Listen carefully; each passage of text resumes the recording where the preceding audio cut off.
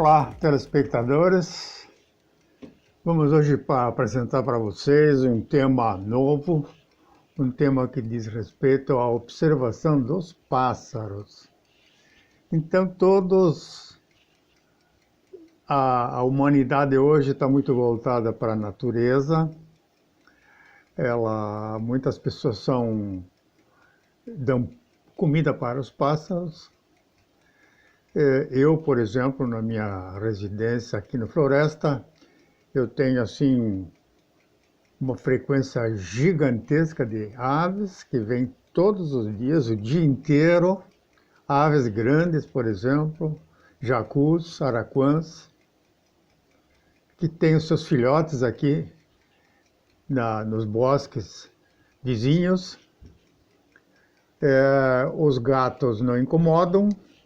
Os gatos aqui de casa são ensinados a não agredir e não violentar os pássaros, porque recebem comida.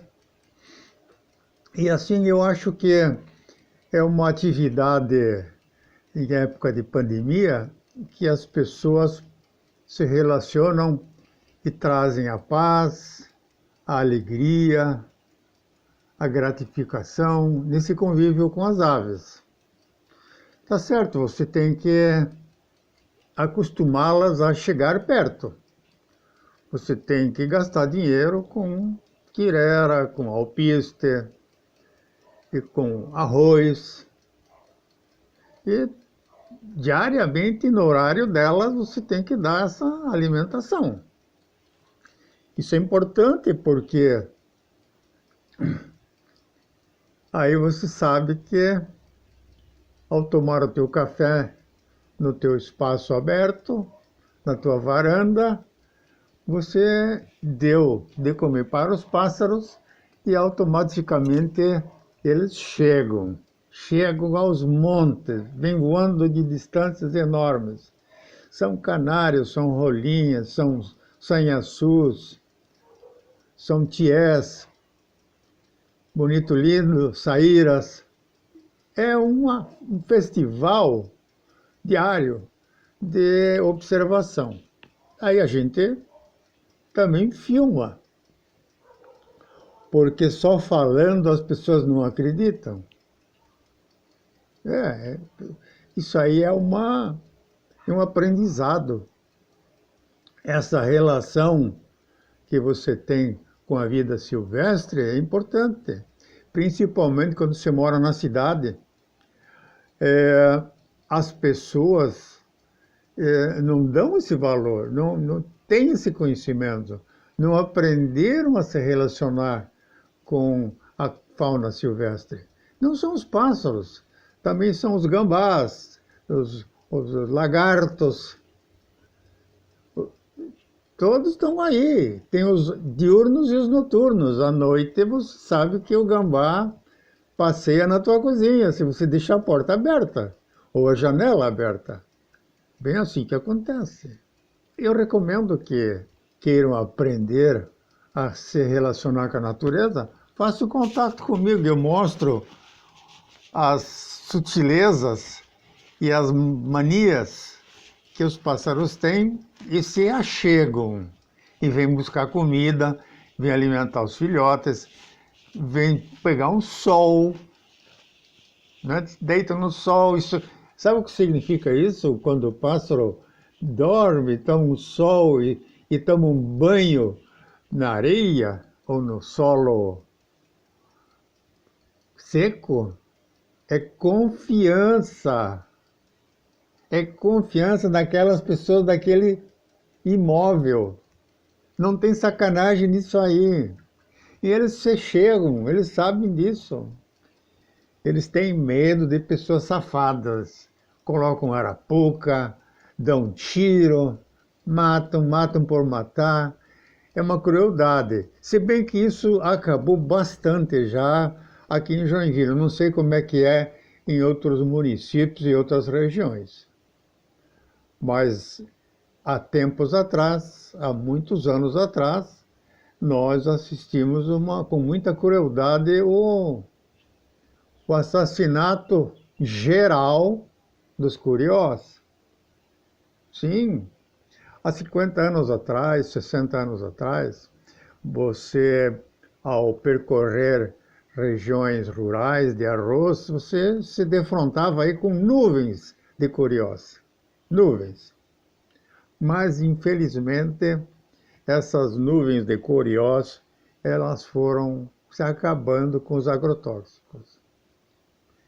Os risicultores, eles envenenavam a semente para não ser comida pelos pássaros, pelos curiós, e aí exterminaram. E eu, pessoalmente, como profissional da área, eu assisti traumatizado a morte dos curiós. Hoje um curió custa tanto quanto um automóvel 0 quilômetro. Existem registrados no IBAMA os criadores de pássaros silvestres. Graças a eles, nós ainda temos curiós que não podem ir para a natureza.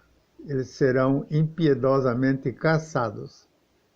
O canto do curió hoje, ele só é transmitido através de fitas, através de disquetes, através da música eletrônica. Então, gravo e você ensina os filhotes a cantar, a ter aquele canto característico de algumas regiões de Santa Catarina, como era o caso do canto do curió do Itajaí. Então, existiam torneios, existiam exposições de pássaros há anos atrás, tudo isso acabou. Então, graças à legislação proibindo a caça, proibindo a captura, não tem mais pássaro hoje em gaiola, muito poucos. O IBAMA fez o papel dele, fiscalizou, atendeu às denúncias, soltou os pássaros e, felizmente,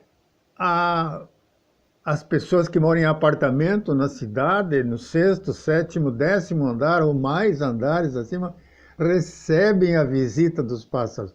Não só pássaro pequeno, os aracuãs e os jacus chegam lá em cima e entram nas cozinhas. Eu tenho conhecidos observadores de pássaros, amantes da fauna silvestre, que diariamente convivem, os araquãs e os jacus entram nas áreas cobertas, vão na mesa comer com as pessoas. Vocês vejam que coisa mais interessante e maravilhosa? Que felicidade tem as pessoas de aprender a conviver com os pássaros silvestres. Eu vou mostrando aí para vocês uma série de vídeos que eu colecionei, justamente para essas oportunidades. Eu tenho o prazer de passá-los para que vocês observem os pássaros do meu espaço ecológico, do espaço preservado, do espaço que eu deixo para esses animais tão queridos. Vamos continuar com isso aí, vamos continuar mostrando para vocês essa felicidade. Então, em época de pandemia, você tem esse convívio, mas você se preparou, você, por anos, foi chamando os pássaros, você foi dando comida para eles, você não assustou os pássaros, você respeitou a natureza. E você impediu que os pássaros chegassem nos cachorros e nos gatos. Quando eles têm filhotes, você tem que ser atento. Muitos filhotes caem justamente na área do cachorro preso na corrente. E o que acontece? Você perde esses filhotes. Outra observação que eu tenho feito e protegido alguns pássaros são os lagartos. Os lagartos estão no verão esperando que os filhotes caiam dos ninhos e ainda não podendo voar, eles são devorados pelos lagartos e pelos gatos, porque muita gente solta gato no mato, e esses gatos então se alimentam diariamente de pássaros. Cada dia é um pássaro, dois, que morrem. Então, esse comportamento, essa forma de tratar dos animais domésticos juntamente com os animais silvestres, é algo assim de se pensar. É um motivo para que você mude teu comportamento. Ame a natureza. Você terá muito mais vida pela frente. Você terá qualidade de vida com esse relacionamento com a natureza. São as plantas.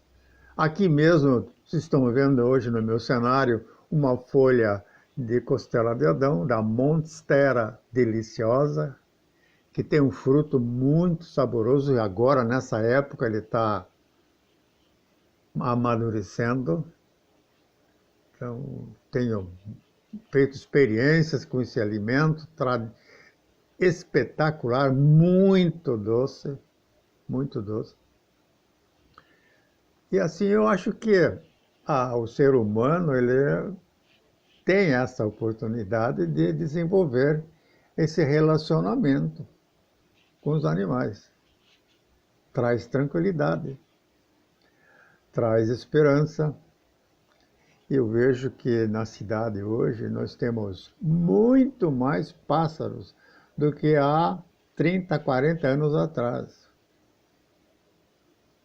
O pessoal não podia ver um pássaro com a chloida, ou o estilingue, ou a cetra, como se chamava em determinadas regiões do Brasil.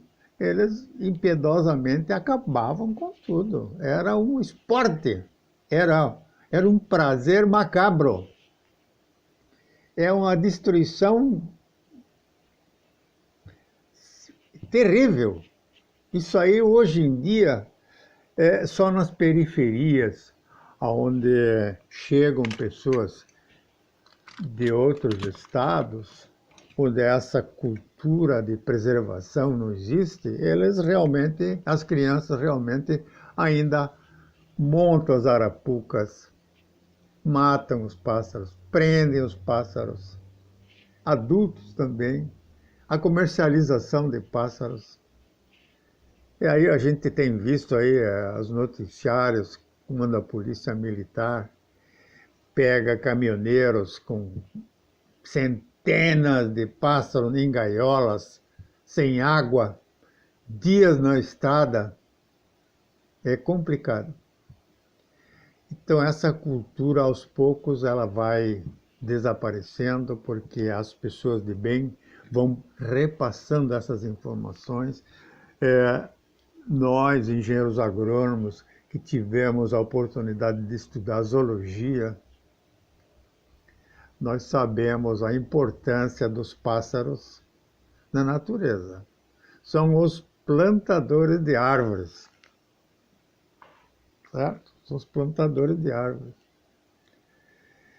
E é o pinhão que é plantado por aves, é plantado pelos papagaios e outros que enterram o pinhão para buscar depois.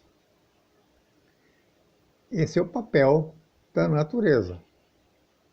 Vou ficando por aqui nesse primeiro bloco e pedindo a vocês que continuem conosco, que hoje é natureza, hoje é aves silvestres que eu mostro para vocês. Até já!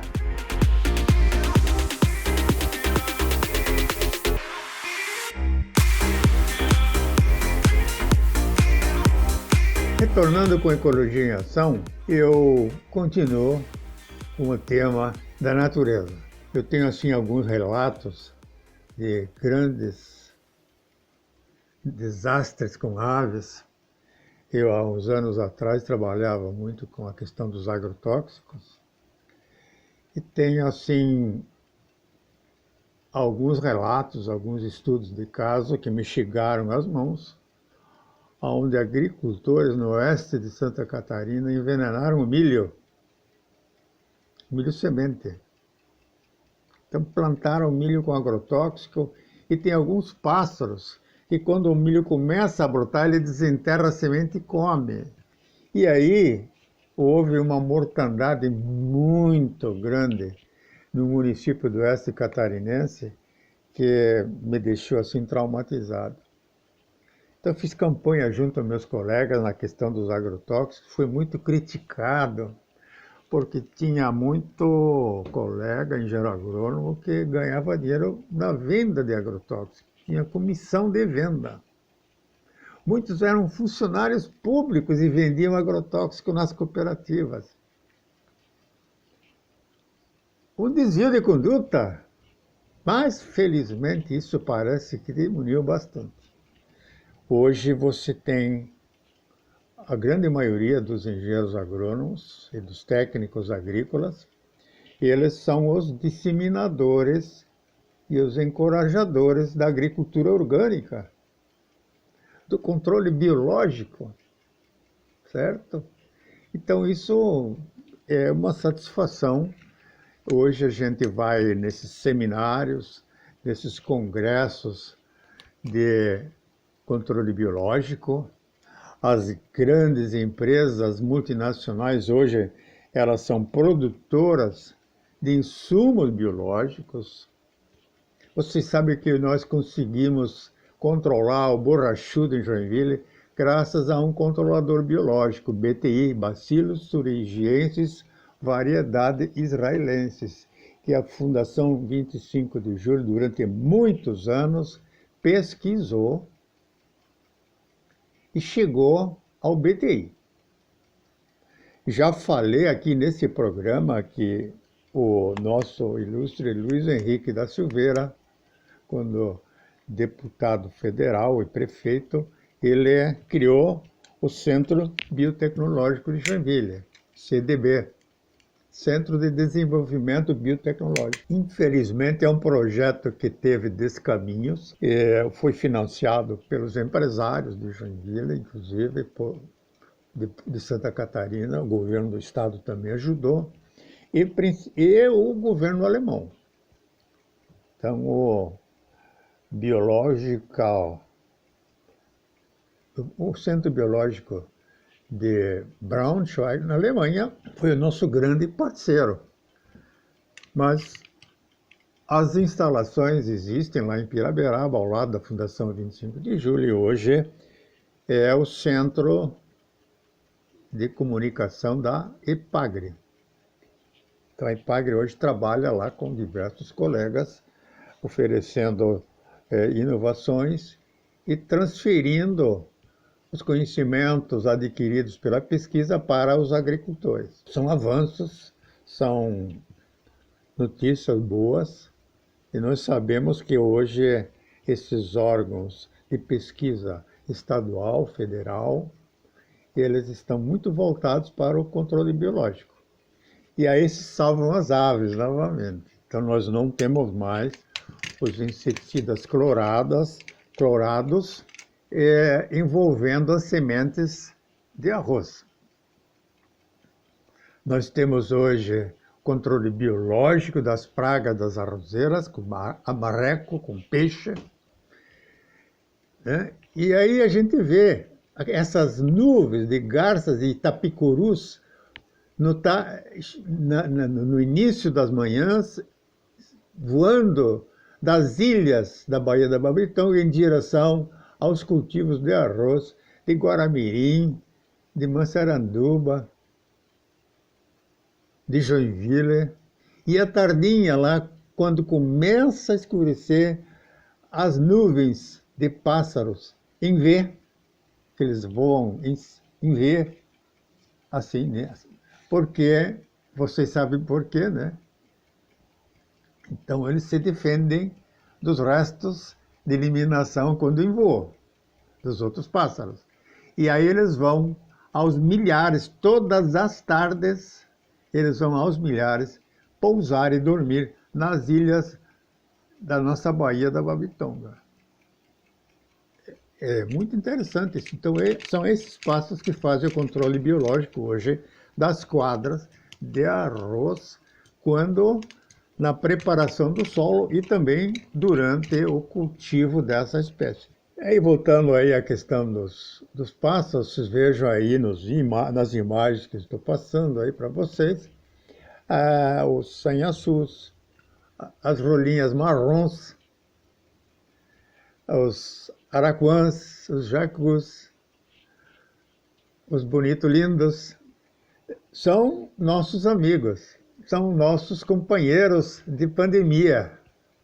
Refresca a cabeça. Gente, é muito importante isso aí. Vamos cultivar esses bons costumes, vamos ensinar os filhos, e muitos estão ensinando os filhos a respeitar a natureza. Hoje nós temos grandes observadores de pássaros, muita gente famosa deixou de caçar e hoje é observador de pássaro. Existem muitas campanhas e viagens para a observação dos pássaros no Pantanal, na Amazônia, no Cerrado. Enfim, aonde tem pássaro, e eles existem em todos os lugares, nós temos hoje observadores. Observadores que os protegem, são pessoas da cidade que dão alimentos, banana, quirera, arroz, alpiste e outras sementes, porque nós temos pássaros que comem sementes e pássaros que comem frutas. E nós os protegemos. Então, o ensinamento, a educação ambiental é importante nesse momento. Você é um cidadão observador de pássaros, você é um professor. Outras pessoas não descobriram esse prazer da vida. E você, como é um observador, você coloca na internet, coloque na internet o que você vê. Mostre o carinho que você tem para com os pássaros. Muita gente em Joinville está fazendo isso, e no Brasil inteiro, e no estado também. A divulgação, a mostra da natureza viva nas cidades, principalmente onde existem tantas câmaras, tantos celulares com excelentes câmaras. E eu mesmo estou gravando esse programa num celular, no meu escritório, ao lado aqui da costela de Adão. Quem quiser costela de Adão, tenho muito. Tenho de todos os tamanhos. Desde a semente, você pode adquirir a semente, costela de Adão pequena, média, grande. Faço grandes arranjos com as costelas de Adão. Hoje é isso. As floriculturas, elas chegam e fazem essas encomendas, que antigamente não existia essa possibilidade. Hoje tem. A pandemia trouxe isso. Então, nós podemos realmente dar essa comunicação, essa transferência de informações, essa transferência de tecnologia. Estejam à vontade. O meu endereço aqui é na Rua Diamantina, número 287, na Floresta, em Joinville. O nosso endereço eletrônico está aí embaixo no rodapé. Façam contato, comentem o programa, mandem vídeos para mim sobre pássaros, sobre temas da natureza, que eu aqui tenho o prazer de replicá-los e passá-los para os televidentes da TV Cidade de Joinville, no programa Ecologia em Ação, que também vai no YouTube. Eu tenho hoje quase 16 anos de existência do Ecologia em Ação, mais de 1000 vídeos publicados, que estão lá no YouTube, a metade deles.